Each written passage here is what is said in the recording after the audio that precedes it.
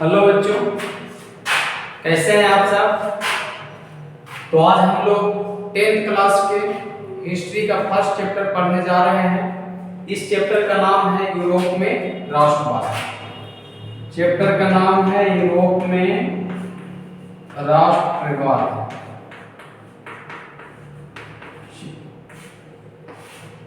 ये चैप्टर जो है से यूरोप में घटित घटना है। ये चैप्टर जो है से बच्चों के लिए कुछ डिफिकल्ट होता है। बच्चे सोचते हैं कि नहीं ये चीजें हम लोग नहीं जानते हैं, ये सब किस प्रकार से हुआ है, पढ़ने में बोरिंग लगता है। लेकिन आज जो है से मजे के साथ हम लोग पढ़ेंगे, कहानी की तरह पढ़ेंगे जो आपको काफी समझ में आएगा। तो हम लोग बिना देर किए इसको स्टार्ट करते हैं। और आपको एक बात और बता दें कि मेरे चैनल पे इस बार से जो 2024 में जो 10th का एग्जाम होने वाला है, 10th और 12th दोनों, उसका पूरा तैयारी जो है एग्जाम बेसिस कराया जाएगा। साइंस, मैथ, आर्ट्स सभी सब्जेक्ट का तैयारी कराया जाएगा। तो वो भी जो है से अपने देसी स्टाइल में, ना कोई डिजिटल बोर्ड, ना कोई उस प्रकार से कोई अति नहीं है, लेकिन आपको अच्छे तरीका से पढ़ाया जाएगा जैसे कोचिंग में पढ़ते हैं उस तरीका से। तो अगर आप लोग एग्जाम में अच्छा नंबर लाना चाहते हैं, अच्छे तरीका से पढ़ना चाहते हैं, पढ़ाई आपको बोझ नहीं लगे, तो आप जो है से हमारे चैनल को सब्सक्राइब कर लें और बेल आइकन भी दबा लें, जिससे मैं जब भी वीडियो डालूं आपके पास पहुंच जाए। और जब भी नहीं, अब डेली इस चैनल पे वीडियो आएगा। अभी हम लोग लगातार हिस्ट्री पढ़ेंगे, उसके बाद साइंस भी पढ़ेंगे। तो आज जो हम लोग चैप्टर पढ़ने जा रहे हैं उसका नाम है यूरोप में राष्ट्रवाद। यूरोप एक महादेश है, जैसे हम सभी जो है से एशिया महादेश में रह रहे हैं, उसी प्रकार का एक महादेश है, उसका नाम है यूरोप। यूरोप में जो था सिर्फ एक देश था जिसका नाम था फ्रांस।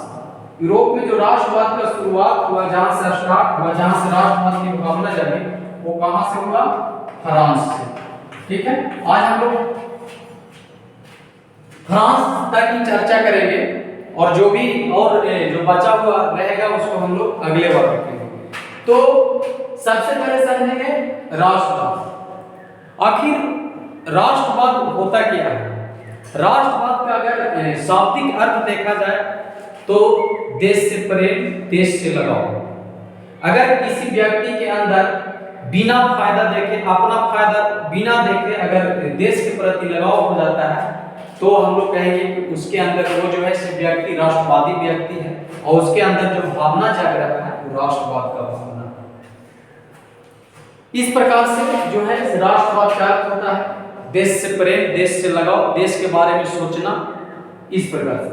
तो राष्ट्रवाद का आखिर कारण क्या है? अगर राष्ट्रवाद लोगों के अंदर राष्ट्रवाद की भावना जाएगा, देश से प्रेम हुआ, देश से लगाव होने लगा, आखिर ऐसा क्या हुआ होगा कि राष्ट्रवाद की भावना जागना शुरू होगी? कुछ ना कुछ तो हुआ होगा, कुछ वहां पे कुछ घटना घटा होगा, कुछ देश में जो है उस प्रकार से लोग असंतुष्ट होंगे, तब तो जाकर राष्ट्रवाद की भावना जागा। तो इस चीज को जानने के लिए हम लोग थोड़ा सा जो है पुराने इतिहास में जाएंगे। आप लोग भी जानते होंगे कि पहले जो था कुछ समय पहले जो है सिर्फ राजा हुआ करते थे, और राजा लोग जो था देश पे क्या करते थे? राज करते थे। यानी कि उन लोग जो था कुछ राजे, उनमें से कुछ राजा जो होते थे वो ठीक ठाक होते थे, कुछ राजा निरंकुश होते थे। निरंकुश जिसपे अंकुश नहीं लगाया जा सके, मनमानी करते थे। उसमें से कुछ राजा अच्छा भी होते थे, जो जनता के प्रति सोचते थे, जनता से उनको लगाव रहता था, इस प्रकार से। तो वही फ्रांस में जो है से एक राजा जिसका नाम था लुई 16वां। फ्रांस देश है, वहां पे एक राजा था, बुर्बो राजवंश का राजा लुई 16वां, जो काफी निरंकुश था, काफी जनता को जो था से सताता था, टैक्स लगा देना, बहुत तरह तरह के चीज जो है से जनता पे बोझ डाल देता था। तो लोगों में धीरे धीरे जो है से जैसे जैसे लोग शिक्षित होने लगे, हल्का फुल्का लोग चीज को जानने लगे कि ये मेरा देश है, हम लोग जो है इसे कमाते हैं, हम लोग खेती करते हैं, कुछ भी अगर हम लोग करते हैं उसका फायदा जो है सीधा सीधा राजा उठाता है। तो उन लोग धीरे धीरे जो है से कुछ लोग शिक्षित हुए थे, धीरे धीरे उन लोग के अंदर राष्ट्रवाद की भावना जगने लगा कि नहीं, हम लोग जो है से अपना प्रतिनिधि चुनेंगे, अपना आदमी से राज करवाएंगे, जो इस प्रकार से लोग सोचने लगे। तो क्या हुआ कि वहां पे फ्रांस में, कारण तो आपको बता दें, कारण आपको समझ में आया कि जो राजा लोग हुआ करते थे उन लोग जो है से जनता को बहुत सताते थे, टैक्स वगैरह लगाते थे, सारा बोझ जनता पर डाल देते थे। कुछ भी अगर फैसला करना है तो खुद अपने से करते थे, मनमानी करते थे, किसी से राय मशवरा लेने की जरूरत नहीं है। जैसे अभी हम लोग जैसे लोकतांत्रिक देश में रहते हैं तो अगर सरकार कोई कानून ला रही है या किसी प्रकार के कोई बिल पास हो रहा है तो हम लोग उस पर राय मशवरा करते हैं। हम ही लोग जो है संसद जो चुन के भेजे हैं वही लोग राय मशवरा करते हैं हम लोग की ओर से, लेकिन राय मशवरा करके ही कोई कानून जो है पास किया जाता है। लेकिन पहले ये सब नहीं था। पहले जो था राजा कुछ भी करता था तो राय मशवरा किसी जनता से नहीं करता था, वो अपने से जो भी कानून ला रहा है पास कर देता था, जिससे जनता लोग क्या थे असंतुष्ट हो जाते थे। असंतुष्ट मतलब उन लोग जो था से उन लोग के विरोध में कोई कानून आ गया, उन लोग जो है धीरे धीरे असंतुष्ट हो गए, जिसके कारण से जो है राष्ट्रवाद की भावना जगना शुरू हुआ। तो आपको याद रखना है कि राष्ट्रवाद की भावना का कारण क्या था, तो कारण ये था। अब जो है सबसे पहले राष्ट्रवाद की भावना कहाँ हुआ? फ्रांस में। ऑब्जेक्टिव क्वेश्चन आपको याद रखना है कि राष्ट्रवाद की भावना का उदय जो है सबसे पहले कहाँ हुआ था? फ्रांस में हुआ था। यूरोप का देश है फ्रांस, वहां पे हुआ था। ठीक है, ये कब हुआ था? 1789 में। कब हुआ था? 1789 ईस्वी में। कहाँ हुआ था? फ्रांस में हुआ था। इस समय वहां का राजा जो था लुई सुलामा था, जो बहुत ही निरंकुश और बहुत ही जो निर्दयी राजा, जिसको निर्दयी कह सकते हैं, उस प्रकार का राजा था। उसके विरोध में लोग जो थे से आंदोलन किए और उसके बाद जो है से इन लोग वहां पे अपना आधिपत्य जमा लिया और अपना जो है शासन करना इन लोग शुरू कर दिया। लुई सुलामा को जो है से कुछ दिन के बाद फांसी पे चढ़ा दिया जाता है और कुछ उसके बाद जो है उसकी पत्नी को भी फांसी पे चढ़ा दिया जाता है। तो यहाँ पे जो है से सबसे पहले जो है फ्रांस में राष्ट्रवाद 1789 में हुआ। कहाँ हुआ? फ्रांस में हुआ। और इसके जो है फ्रांस में राष्ट्रवाद जो हुआ वो लुई सुलामा के खिलाफ ही आंदोलन हुआ था, जो काफी तानाशाही शासक था। क्रांति के बाद जो है कुछ वहां पे जो है से लोग सोचने लगे कि जो है इस प्रकार से जो है से हमारा यहाँ पे देश मेरा है, यानी कि मेरा देश है और शासन कौन कर रहा है? दूसरा कोई कर रहा है। तो क्रांति के समय कुछ किया गया काम, यानी कि क्रांति जिस समय हुआ था उस समय लोग जो है जैसे आंदोलन किए, इन लोग उस पर सफलता पा गया। तो सफलता पा गया तो उस समय कुछ काम किया उन लोग, जैसे कुछ सोचा होगा उस प्रकार से। तो किया गया काम क्या था? सामूहिक भावना जगाने का प्रयास। यानी सबसे पहले सामूहिक भावना को क्या किया गया? जगाया गया। सामूहिक भावना का मतलब कि जितने भी लोग वहाँ पे रह रहे हैं उस देश में, जितने लोग हैं उन लोग के अंदर जो है से एक क्या सामूहिक भावना जगे, एकता का भावना जगे। एकता यानी सामूहिक, यानी कि सारे लोग जो है से इकट्ठा हो जाए ना, इकट्ठा। एक ऐसे भी कहा जाता है कि एकता में ही बल। जैसे अंग्रेज लोग हम लोग पे कहते थे फूट डालो और शासन करो, उस प्रकार के, यानी कि फोड़ देंगे और शासन करेंगे, लोग को अपने में ही तोड़ देंगे। तो उस चीज को पहले दबाया गया और सामूहिक भावना जगाने का क्या किया गया? प्रयास किया गया, लोगों को सामूहिक भावना जगाया गया।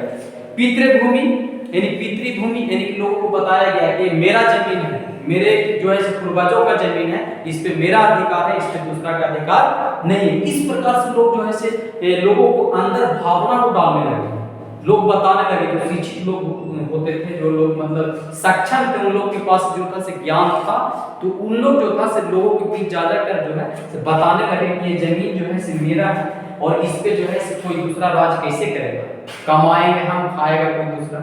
इस प्रकार से लोग को बताने लगे।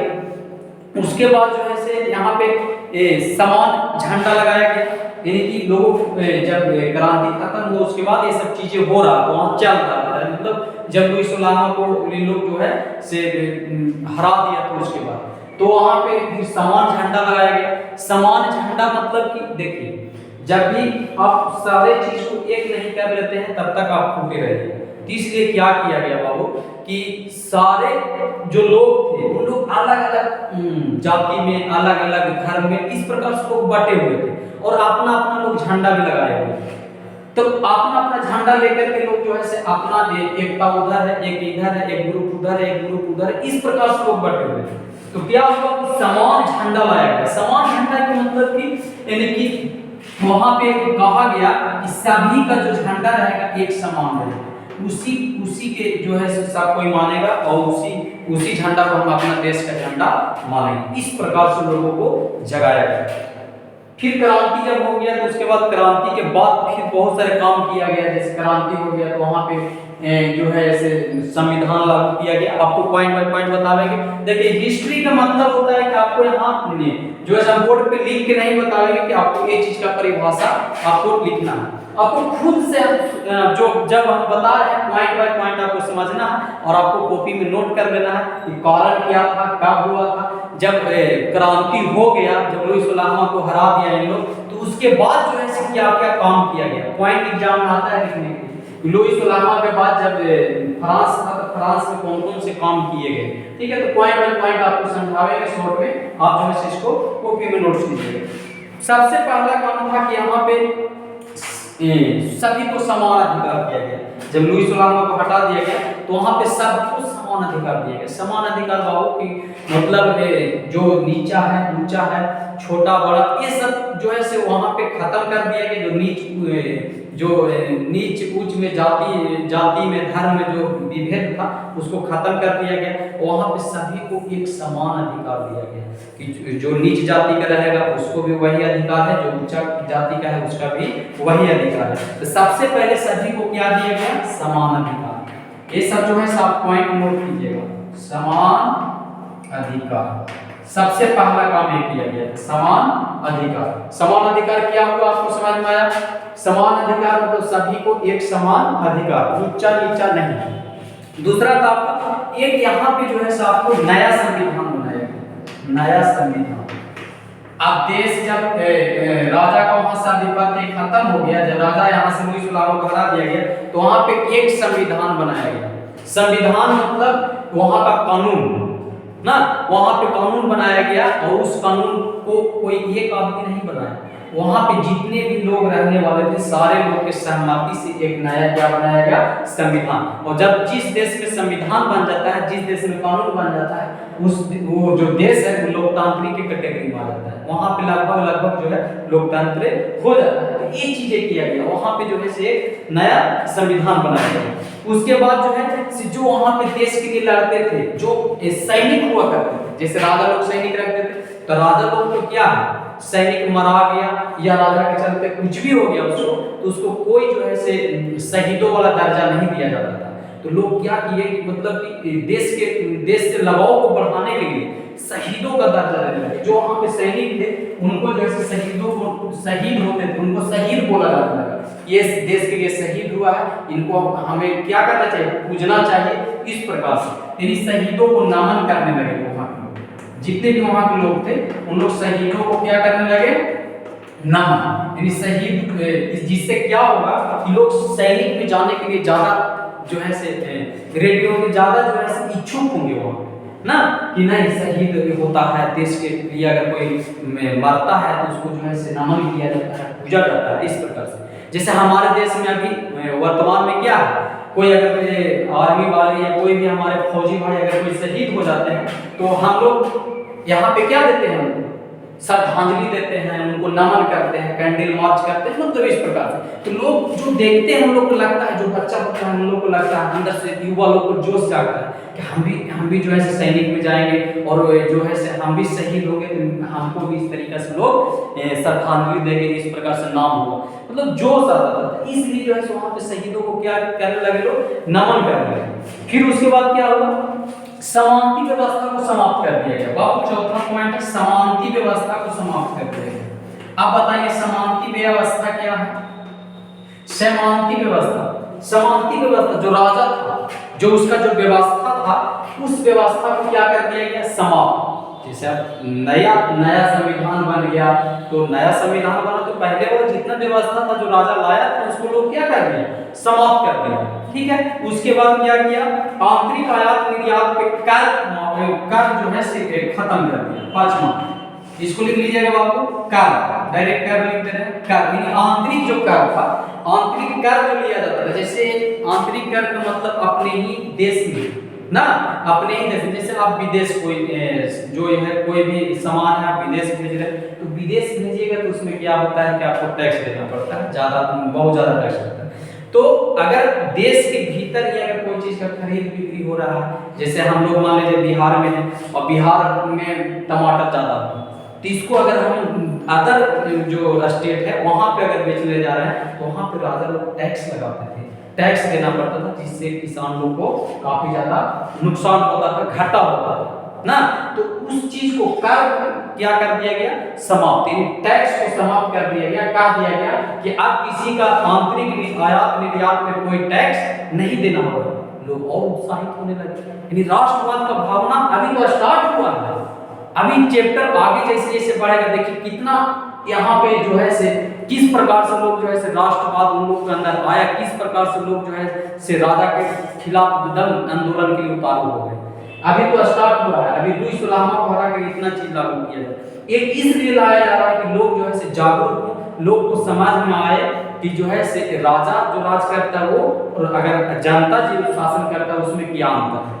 इस प्रकार से कार्य समाप्त किया गया। पॉइंट नोट कीजिएगा बाबू, आप लोग को मेन पॉइंट नोट करना है, जो बोल रहे हैं उसको समझ के आपको माइंड में जो है आपको सोचना है कि इस प्रकार से हम लिख सकते हैं। हिस्ट्री रटा नहीं जाता है बाबू, आप सोचिएगा कि आपको परिभाषा लिखा के रटावे, तो उस प्रकार से आप पढ़ाई नहीं कीजिए, आपको काम नहीं आएगा। जो आप खुद से सोच के जो लिखने का जो प्रयास कीजिएगा आपको काफी फायदा रहेगा, आपको रटने की जरूरत नहीं पड़ेगा। एग्जाम में आप 100% लिख के आइएगा अगर आप सोच के अगर किसी चीज को लिखते हैं तो। और रटना तो बहुत सारा रट लीजिएगा, कोई फायदा नहीं होगा। ठीक है, तो पॉइंट मेन पॉइंट आप लोग नोट कीजिएगा।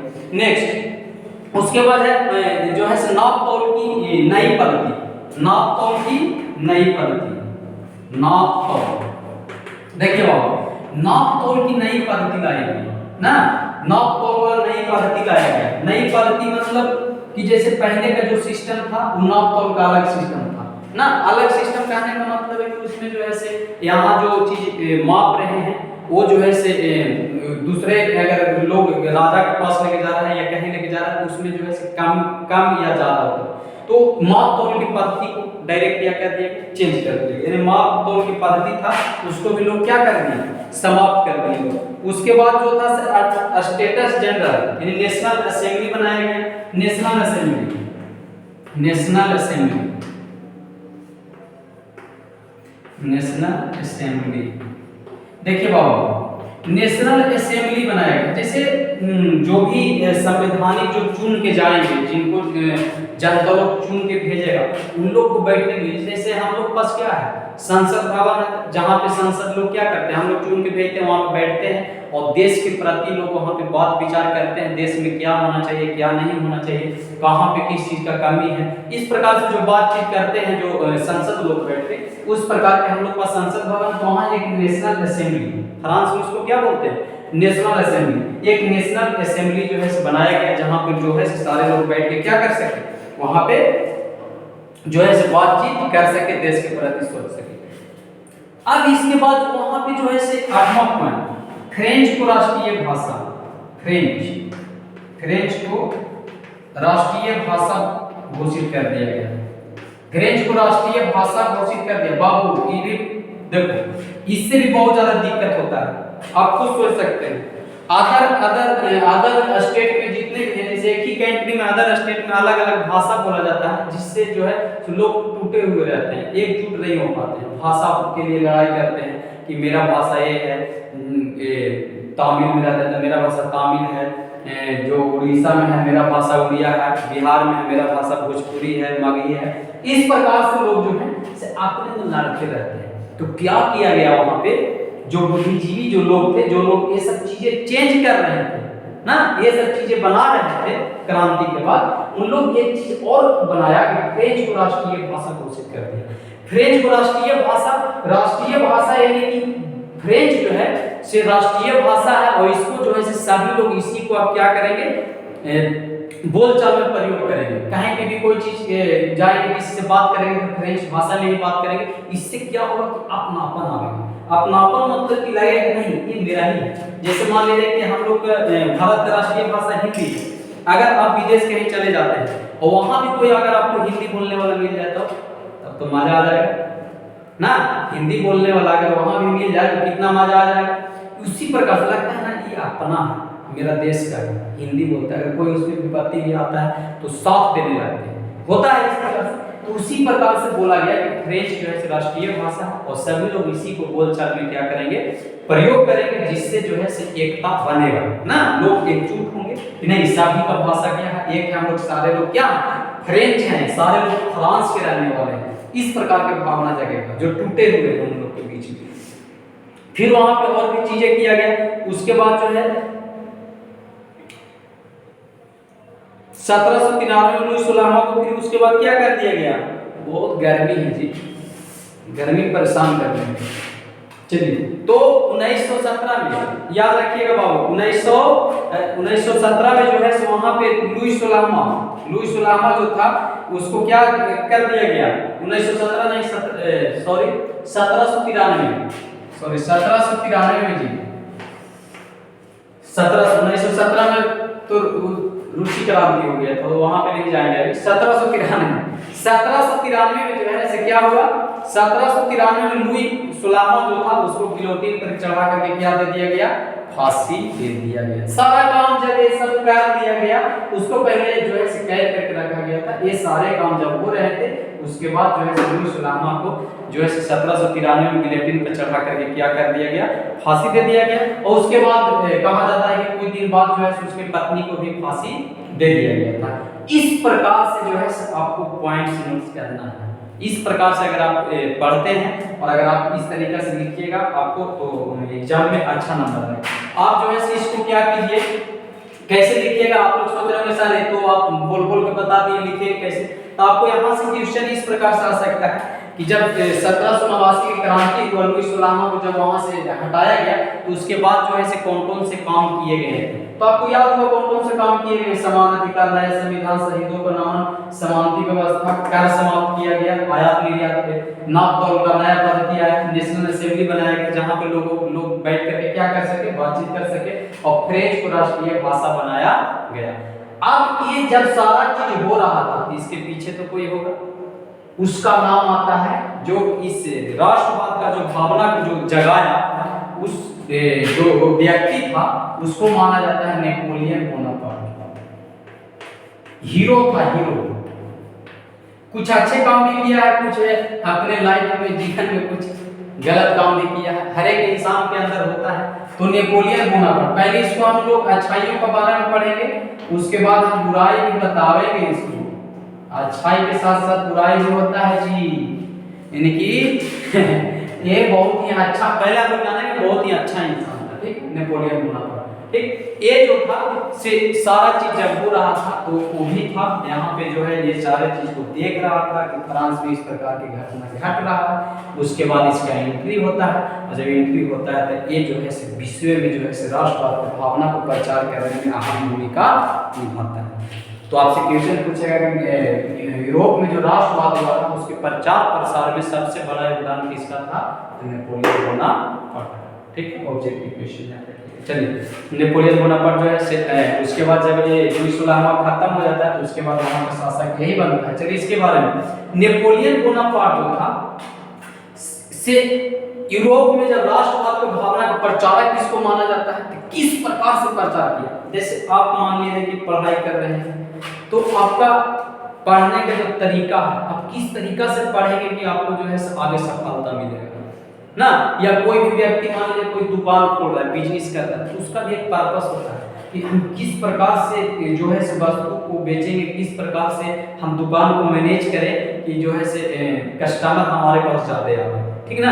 उसी प्रकार से जब ये प्रचारक बना, जब नेपोलियन बोनापार्ट यूरोप में राष्ट्रवाद का प्रचार करना शुरू किया, तो ये जो था कुछ जो था तरीका अपनाया ना, यानी कि किस प्रकार से जो है से लोग को हम अट्रैक्ट करें, अपने ओर खींचे, कैसे विश्वास दिलावे कि हम जो है से अच्छा ना। कोई भी नेता चाहता है, ये नेता ही था, कोई भी चाहता है कि जनता जो है जितना भी है वो हमारे ओर क्या हो, अट्रैक्ट हो, हमें सही माने।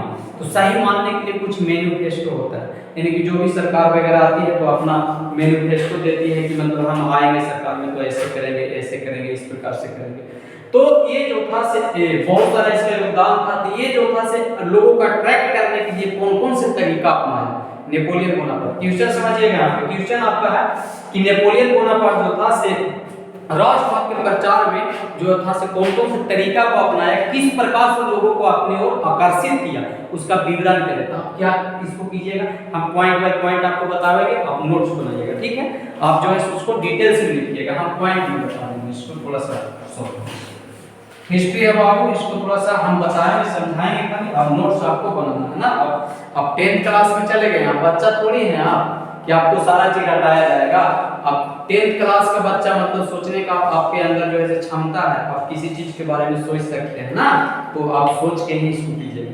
चलिए, तो नेपोलियन बोनापार्ट जो था सबसे पहले 1799 में जो है डायरेक्टरी का शासन समाप्त कर दिया। डायरेक्टरी का शासन जो था, डायरेक्टरी का शासन जो लुईस सुलामा कर रहा था उसको क्या कर दिया, समाप्त कर दिया। तो समाप्त होना ही था जब लुईस सुलामा को गिलोटिन पे फांसी पे चढ़ा दिए 93 में, 1793 में। उसके बाद 1799 के समय था जब फ्रांस में, उस समय नेपोलियन बोनापार्ट का योगदान नहीं था, उस समय फ्रांसीसी लोग ही थे, लेकिन वो पीछे से था। तो ये जो था से डायरेक्टरी का शासन समाप्त किया ना, वहां पहुंचा। अब मौका का फायदा सब उठाता है, ये फ्रांस के लोग को अपने ओर आकर्षित कर रहा है, लोग हमको जो है अच्छा मानने लगे और हमको यहाँ पे क्या बना दे, राजा बना दे। और हालांकि हुआ भी ऐसे ही ना, वहाँ के लोग इसको जो है से राजा मान लिए और वहाँ पे इसी को जो है से राज करने के लिए सौंप दिए थे, और बाकी जो है से अदर कंट्री में भी ज्यादा कर प्रचार किया था। तो पहले 1799 में डायरेक्टरी का शासन समाप्त कर दिया। दूसरा काम क्या किया था, 1804 में, उसके बाद 1804 ईस्वी में जो है फ्रांस का क्या बन गया, शासक। 1804 ईस्वी में जो है नेपोलियन बोनापार्ट जो था फ्रांस का क्या बना, शासक बना, यानी फ्रांस का वो राजा बन गया, सम्राट कह सकते हैं। तो आपसे ऑब्जेक्टिव क्वेश्चन पूछेगा बाबू कि नेपोलियन बोनापार्ट फ्रांस का सम्राट कब बना था, कब बना, 1804 ईस्वी में, ठीक है।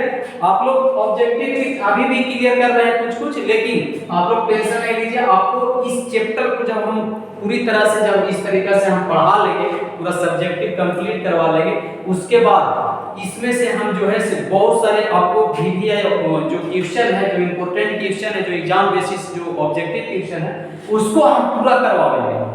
एक भी इससे क्वेश्चन हम छूटने नहीं देंगे। जो भी चैप्टर पढ़ेंगे उसको पहले डिटेल्स में पढ़ेंगे, फिर उसके बाद उसका ऑब्जेक्टिव क्वेश्चन भी हम लोग पढ़ेंगे, ठीक है। तो आपको दिक्कत नहीं होगा। अभी साथ साथ में भी इसको करते चलिए कि नेपोलियन बोनापार्ट जो था वहां का फ्रांस का सम्राट कब बना, 1804 ईस्वी में बना था, ठीक है। तीसरा पॉइंट आप लोग कीजिएगा।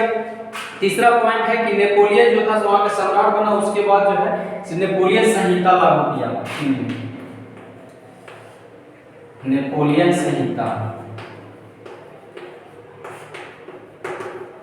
देखो बाबू, जब नेपोलियन बोनापार्ट वहां का शासक बना, और कोई भी है, कोई भी नेता अगर शासक बनता है तो अपना वहां पे कानून वगैरह रहता है, तो यहाँ पे संहिता हुई नेपोलियन संहिता, यानी कि एक मैनिफेस्टो तैयार किया ना अपना, कि हम ये चीज पे जो है से काम करेंगे, इस पे ज्यादा ध्यान देंगे, उसी को बोल रहे हैं नेपोलियन संहिता। नेपोलियन संहिता मतलब नेपोलियन बोनापार्ट जो था से एक अपना मैनिफेस्टो तैयार किया था, जिसमें सारा चीज लिखा हुआ था कि हम जो है इस प्रकार से जो है काम करेंगे, यानी कि जनता को अट्रैक्ट करने के लिए। तो जो नेपोलियन संहिता लाया, उसके बाद जो है फिर उसके राष्ट्रवाद के भावना लोगों में क्या हो गया, आने लगा, ठीक है। उसके बाद नेपोलियन जो था राष्ट्रवाद के प्रसार में नेपोलियन का बहुत बड़ा योगदान था। पहले भी बताया कि नेपोलियन का योगदान क्या रहा, राष्ट्रवाद के प्रचार में नेपोलियन बोनापार्ट का योगदान। उसका चर्चा करें। नेपोलियन बोनापार्ट का योगदान बहुत ज़्यादा रहा। उसमें देखिए क्या क्या है, मेन पॉइंट आपको बता रहे हैं, उसमें से आप समझिएगा, ठीक है। जो इम्पोर्टेंट पॉइंट है उन चीज़ पे हम चर्चा करेंगे। सबसे पहले जो था विशेषाधिकार जो था उसको समाप्त कर आर्थिक समानता को दूर किया। चलिए ये चीज हो गया बाबू ना। नेपोलियन बोनापार्ट जो था वहाँ का सम्राट बना, 1799 में डायरेक्टरी शासन समाप्त कर वहाँ का शासक बन गया 1804 में। और नेपोलियन बोनापार्ट जो था से अपना एक क्या मैनिफेस्टो तैयार किया। वो मैनिफेस्टो क्या था, नेक्स्ट देखिए। नेपोलियन बोनापार्ट के द्वारा जो है से राष्ट्रवाद में प्रचार का क्या योगदान रहा उसके बारे में। सबसे पहले जो विशेषाधिकार था उसको समाप्त कर दिया।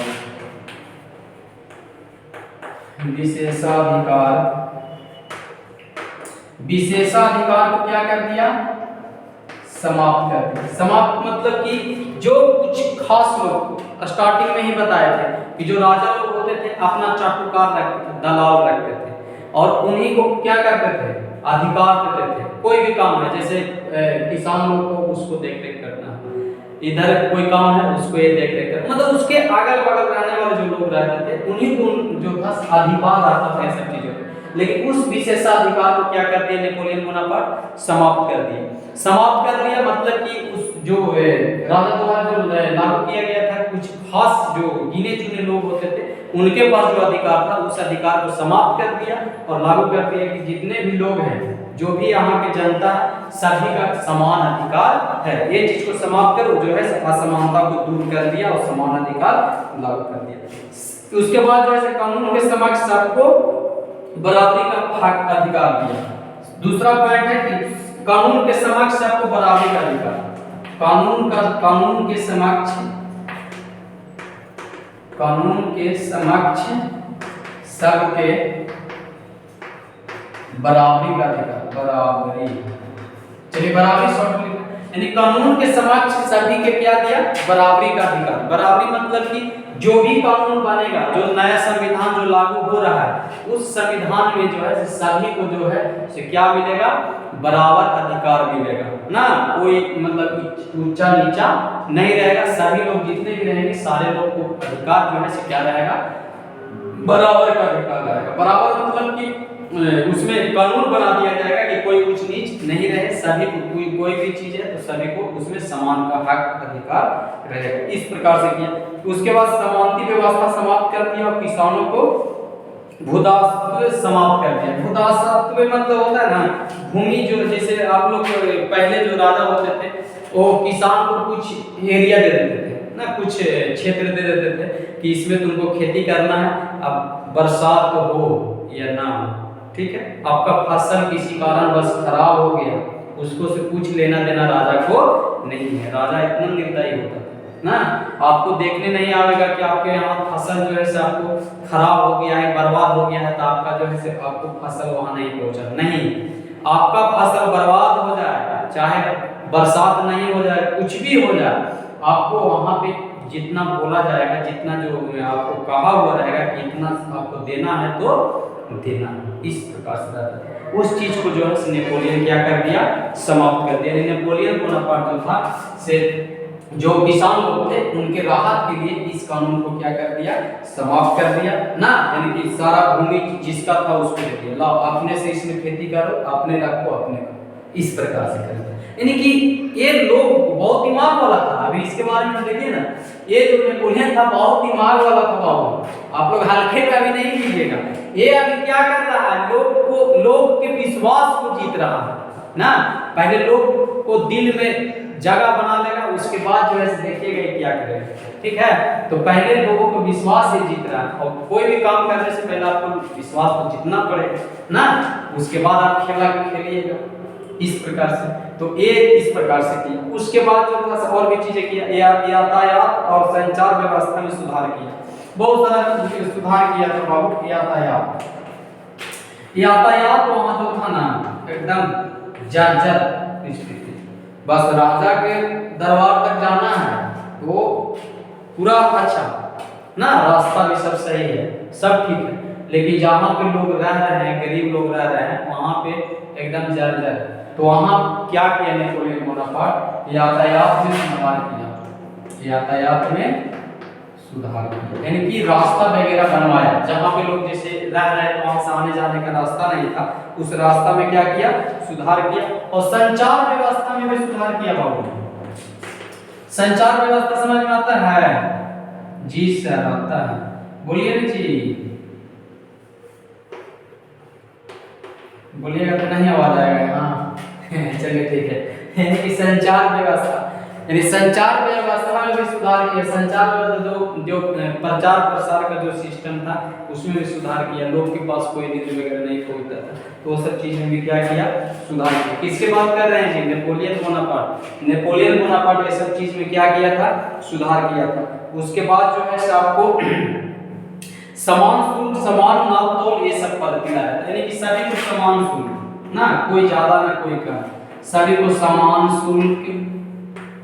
कोई भी चीज है तो उस पे सबका एक बराबरी का हक लगेगा, ठीक है। समान शुल्क, समान अधिकार ना, समान अधिकार, कोई भी चीज है उस पे सभी का बराबरी का अधिकार रहेगा। क्योंकि शुल्क भी समान लग रहा है तो अधिकार भी क्या रहेगा, बराबर रहेगा। यानी कि सब चीजें जो है इस प्रकार से। उसके बाद जो है एक मुद्रा द्वारा राष्ट्र को जो है एक में बांधने का प्रयास किया गया। वहां पे एक मुद्रा बनाया गया ना, जैसे वहां पे लोग मुद्रा में भी बटे हुए थे कि जैसे यहाँ के लोग हैं तो उन लोग के ए मुद्रा है, वहां पे ए मुद्रा है। जैसे जैसे हम लोग के पास कैसे मुद्रा है, हम लोग का मुद्रा क्या है, रुपया है ना जी। उसी प्रकार से वहां पे मुद्रा भी अलग अलग था, तो मुद्रा को क्या किया गया, राष्ट्रीय मुद्रा बनाया गया, यानी एक मुद्रा वहां पे बनाया गया। और उसके बाद जो है प्रयास किया कि मुद्रा जो है एक हो जाए। उसके बाद वहां पे लोग में इकट्ठा जो है, एकता जो है ज्यादा बढ़ने लगा ना, भाषा एक कर देना, मुद्रा एक कर देना ना, इस सब चीज से लोग जो है ज्यादा एकता बनाते हैं। तो इस प्रकार से लोग, उसके बाद जो है शिक्षा प्रणाली में सुधार की। सबसे बड़ा काम तो यही है, शिक्षा वो शेरनी का दूध है, इसको जो भी पिएगा वो क्या करेगा, शिक्षा में सुधार। शिक्षा वो शेरनी का दूध है, इसको जो पिया है, जिसने भी पिया है वो क्या किया है, दहाड़ा है, ठीक है। हमारे भीमराव अम्बेडकर साहब यही शिक्षा पा करके संविधान रच दिए, और उसी संविधान से हम लोग क्या है, सभी का बराबर का अधिकार मिल रहा है। तो वही चीज है, शिक्षा में क्या किया, सुधार किया। और शिक्षित लोग हो जाएंगे तो राष्ट्रवाद की भावना जगाने की जरूरत नहीं है, खुद उन लोग के अंदर राष्ट्रवाद की भावना आ जाएगा। धार्मिक सुधार किया गया ना, नेपोलियन बोनापार्ट जो था धार्मिक।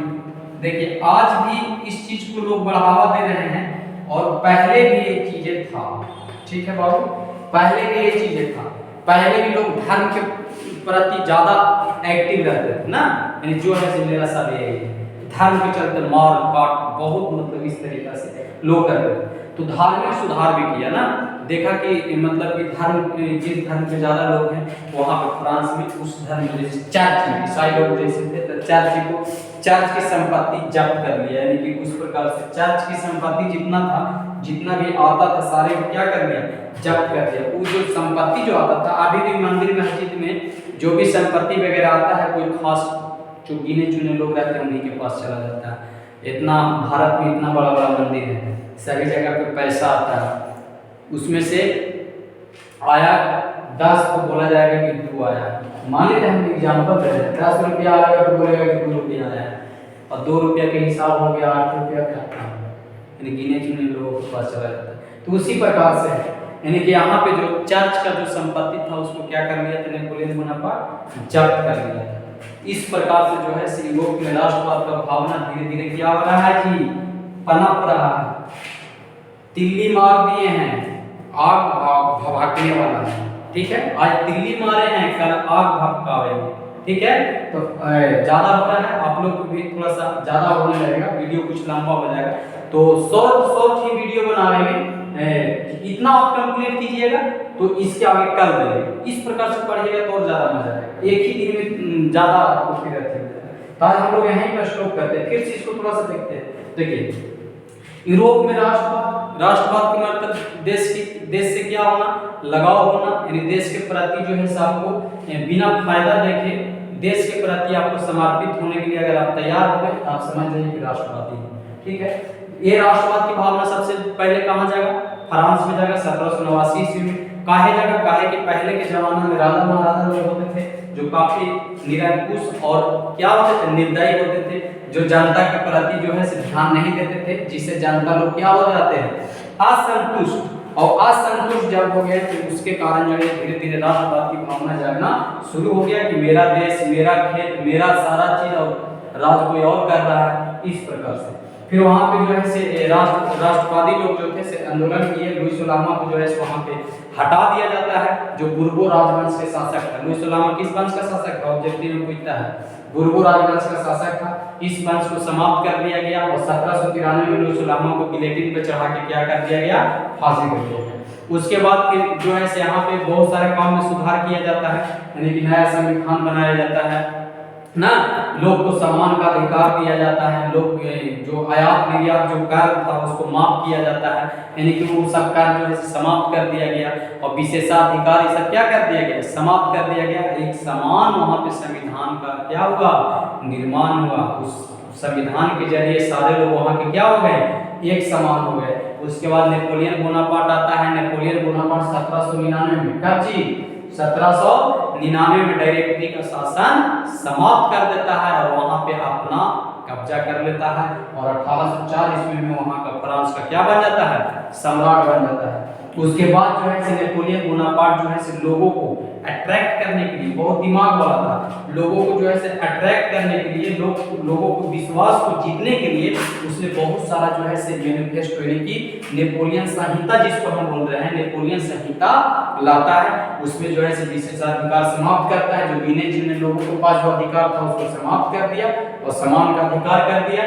उसके बाद कानून के समक्ष सबके बराबरी का अधिकार दिया, यानी जो भी कानून बनेगा उसमें सभी को एक समान अधिकार रहेगा। उसके बाद संचार व्यवस्था, समान शुल्क, शिक्षा में सुधार, ये सब चीजें तो खोज रहे थे लोग को, तो ये सब चीज चाहिए और एक चीज नेपोलियन बोनापार्ट दे रहा था ना, तो लोग को विश्वास उस पे जो है क्या हो गया, जागना शुरू हो गया ना। लोग को उसके ऊपर एकदम जो है सब ना होता है। जब कभी मान लीजिए कि कोई आदमी है और आपको बार बार जो है इस प्रकार से आपके साथ कर रहा है, आपको लगेगा नहीं मेरे लिए तो भगवान है, किसी भी वक्त जो है से हमारे साथ रहता है ना, हम हमारे बारे में सोचता है, हमारा भलाई चाहता है।